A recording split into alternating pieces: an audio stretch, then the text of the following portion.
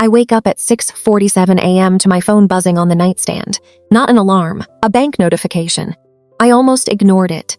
I almost rolled over and went back to sleep, but something in my gut said, look. I opened the app. My checking account, $12. Yesterday it had $20,400. I sat up so fast I knocked my water glass off the nightstand. I just stared at the screen, blinked, refreshed, stared again, $22,000, gone overnight. I scrolled to the transaction history, one transfer, 11:53 p.m., outgoing. To an account I didn't recognize, memo field, family, sorry. That one word, sorry, told me everything. Because only one person in my life sends apologies as memos instead of phone calls. My mother. I didn't cry, I didn't scream. I just sat on the edge of my bed in my Scottsdale apartment and thought about the joint savings account my mother and I opened together when I was 19. The one she insisted we keep just in case. I never closed it. She never closed it. She just waited until she needed it. Here's what you need to understand about my family before I tell you what happened next. My name is Reeve. I'm 29. I'm a project coordinator at a mid-size logistics firm. I am not rich. I am careful. Every dollar in that account was saved over 6 years of skipped vacations, packed lunches, and saying no to things I wanted because I was building something for myself. My sister Paige is 26 and has never said no to anything in her life. She's not a bad person. She's just never had to be responsible because our mother, Donna, spent 26 years making sure she never had to face a single consequence alone.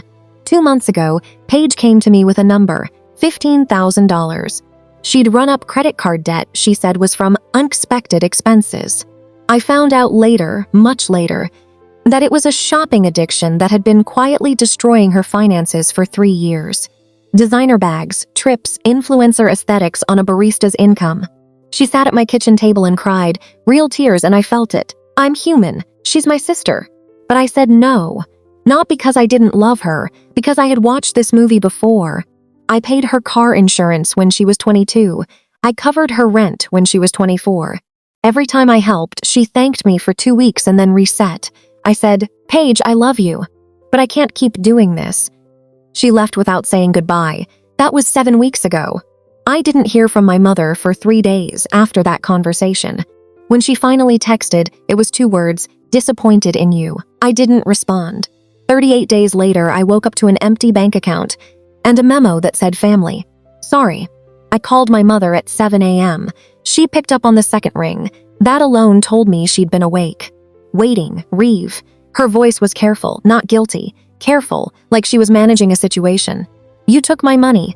I didn't yell. I was too shocked to yell. I transferred funds from a joint account that is legally accessible to both of us.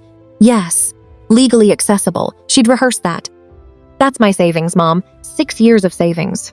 And Paige is your sister. She needed help and you refused to give it. Someone had to step up. I remember the silence that followed, the hum of my refrigerator, the sound of a neighbor's car starting outside. You're not sorry, I said. I'm sorry you're upset. Those are different things. Anyone who's ever been gaslit knows the difference immediately. I'm going to the police. My voice didn't shake when I said it, and hers didn't either when she replied. It's a joint account, Reeve. They'll tell you the same thing I did, legally accessible. She wasn't wrong, and she knew it. She had thought this through. I hung up.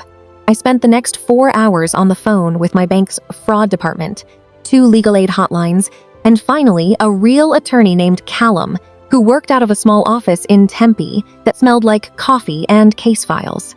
He confirmed what my mother already knew. A joint account holder can legally transfer funds. Pursuing criminal charges would be an uphill battle. But then he asked me something. Has she done this before? Not to me, but I thought about the stories, the fragments. The name my mother never spoke without a pause. Nora, my mother's older sister. The one who went off the rails after my grandmother died. The one who made everything about money. The one my mother referred to as a cautionary tale about bitterness. I hadn't spoken to Nora since my grandmother's funeral, 9 years ago. I drove to Flagstaff that afternoon. Nora lived in a small brick house off Route 89 with a garden out front that looked deliberate, not neglected. She opened the door before I knocked, like she'd seen my car pull up and wasn't surprised. Reeve. She looked me over. How much did she take? I told her. She nodded slowly, stepped aside. Come in. I've been waiting for this conversation for almost a decade. Her kitchen table was covered in folders, like she'd pulled them out recently. Like she'd known. She did the same thing to me, Nora said, sitting down across from me. When our mother died, Donna was the executor of the estate. There was a joint brokerage account. Grandma Lorene had added both of us as beneficiaries. Donna drained it before probate closed, said it was for estate expenses. It was $41,000. I felt the air leave the room. I tried to fight it. She said I was unstable. She got the rest of the family on her side before I could blink. Classic Donna. Control the narrative first, deal with the facts later. Why didn't you sue her? Nora smiled, small, tired, because I didn't have what you might have. She reached across the table and pushed a manila folder toward me. Your grandmother was a careful woman, Reeve. She didn't fully trust Donna with the estate. I found this 3 years after the fact in a box of Grandma Lorene's papers I'd kept in storage. I opened the folder. It was a supplemental trust amendment, dated 8 months before my grandmother died, notarized. I read the clause Nora had highlighted in yellow. In the event that any trustee or joint account holder is found to have willfully directed or misappropriated funds belonging to or designated for another named beneficiary through deception, manipulation, or exploitation of legal access, said trustee or account holder shall forfeit all remaining interest in the estate trust, including any real property held therein. Said interest shall transfer to the aggrieved beneficiary as compensatory restitution. I read it twice. Grandma Lorene owned property. I already knew the answer. A house in Sedona, Nora said. Your mother has been living in it for 11 years. She considers it hers. She renovated it. She has plans to sell it and retire on the equity. I looked up. What's it worth? Last Zillow estimate I saw, Nora said, $380,000. My mother had stolen $22,000 from me. She was about to lose $380,000. Does she know this clause exists? I asked. No. Nora leaned back. When I found it, I contacted an attorney. He told me I couldn't use it because I couldn't prove willful deception. The joint account was legitimate, and without a paper trail showing intent, it was too thin. But you, she tapped the folder. You have a text message where she told you she transferred funds from the account because you refused to help Paige. She admitted motive. She admitted intent. In writing. I pulled out my phone, scrolled to my mother's texts. Paige needed help and you refused. And someone had to step up. Motive. In her own words. She handed you the case, Nora said quietly. She's so used to never facing consequences that she didn't even think to be careful. I went back to Callum's office the next morning with the trust amendment and my phone. He read the clause, read the texts, looked at the wire transfer record. Then he leaned back in his chair and said the 6 words I needed to hear. She made a catastrophic mistake, didn't she? It wasn't a question. The civil filing took 11 days. My mother didn't take it seriously at first. She called it a stunt. She texted me 3 times in the first week. First text, this is embarrassing for you. Second text, Paige is devastated you're doing this.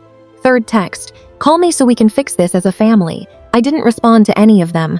What I did do was send Callum every text she'd ever sent me referencing Paige's debt, my refusal, and the transfer. I sent the bank records.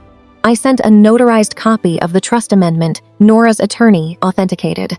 When my mother finally got served and actually read the filing, she called Callum's office directly. He told me what she said verbatim. She didn't understand she was doing anything wrong. It was a family emergency. Surely we could settle this privately. Callum's response, my client will see you in court. The hearing wasn't dramatic.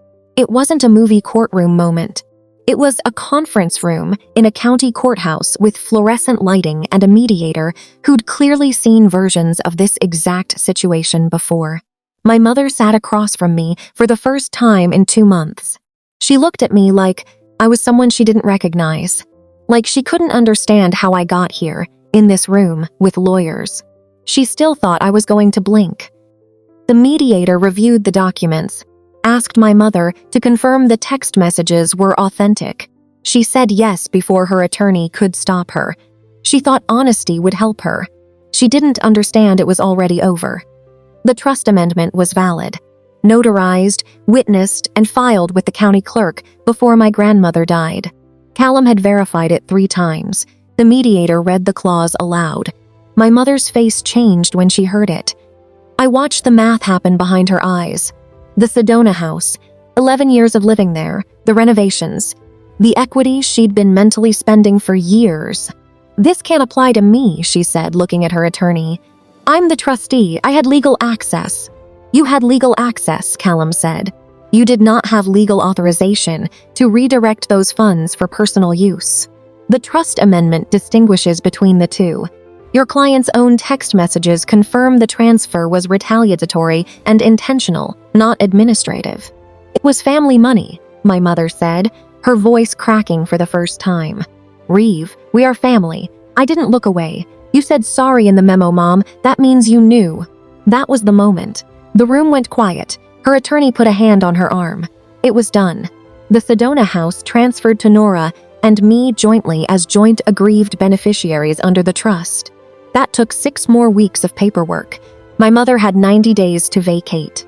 She called me the night she got the final order. I answered this time. "How could you do this to me?" Her voice was raw. No more careful management, no more rehearsed lines. "I didn't do anything to you, Mom. I kept my voice even. You made a decision. There were consequences. That's not something I did. That's just how it works." Paige needed help. Paige needed to learn how to handle her own problems. You took that from her every time you stepped in, and you took from me every time you couldn't. Silence. "I don't know who you are right now," she said. "I know, but I know who I am. That's new." I hung up. Nora and I sold the Sedona house 4 months later. The final number after fees, $362,000, split 2 ways. I sat in my apartment, a new one, bigger, south-facing, no shared accounts with anyone, and looked at my balance. For the first time in my life, it was just mine, fully, completely, legally, undeniably mine. Paige texted me once during all of it. She said, "I hope you're happy." I didn't respond. Not out of cruelty. Just because I realized her validation wasn't something I needed to survive anymore. My mother had spent 29 years making me feel like I owed this family something. Like my silence, my savings, my sacrifice were the price of belonging.